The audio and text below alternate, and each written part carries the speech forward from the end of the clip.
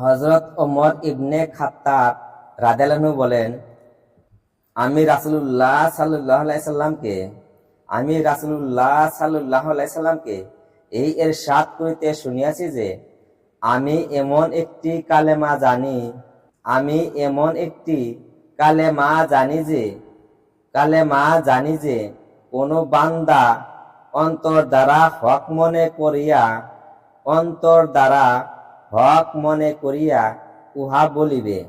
উহা বলিবে এবং ওই অবস্থায় সে মৃত্যুবরণ করিবে। আল্লাহ তাআলা অবশ্যই তাহার উপর জাহান্নামের আগুন হারাম করিয়া দিবেন। সেই কালেমা হইল লা ইলাহা